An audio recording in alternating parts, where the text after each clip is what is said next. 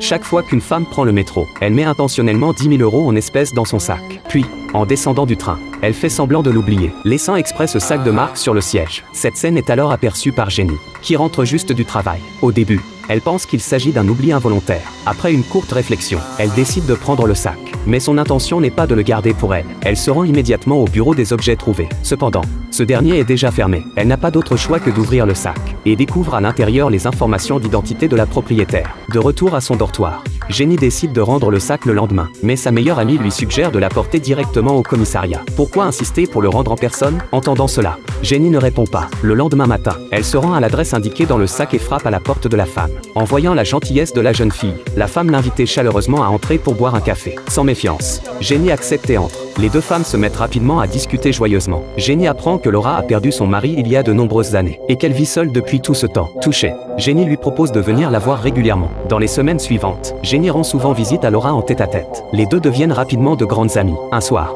Jenny se rend chez Laura pour dîner avec elle. Laura lui demande d'aller chercher 2 bougies dans l'armoire. Mais en ouvrant la porte, Jenny découvre avec horreur de nombreux sacs identiques, chacun portant une étiquette avec un nom et des informations sur chaque croix collées à l'arrière. Terrifiée par cette scène, Jenny s'enfuit précipitamment. Le lendemain, au travail, Jenny reçoit soudainement un message de Laura. Elle ne sait pas quoi faire quand son manager lui annonce que quelqu'un veut la voir. Paniquée, Jenny demande au manager de faire partir cette personne. Mais après le travail, en prenant le métro, elle aperçoit à nouveau Laura à l'intérieur. Effrayée, Jenny descend du train en courant. De retour chez elle, après avoir bu un verre d'eau, elle s'écroule soudainement au sol, incapable de bouger. C'est alors que Laura réapparaît. Jenny est ainsi ramenée chez Laura et enfermée dans une pièce secrète. Quand Jenny reprend conscience, elle tente désespérément de briser la porte avec une chaise. Mais Laura, à l'extérieur, l'ignore complètement. Elle essaie de s'échapper par la fenêtre, mais celle-ci est hermétiquement scellée. Jenny sombre dans le désespoir. Pendant ce temps, Laura utilise le téléphone de Jenny pour envoyer des messages à son père et à sa meilleure amie Lucie, leur faisant croire que Jenny est en vacances. Inquiet de ne pas pouvoir joindre sa fille,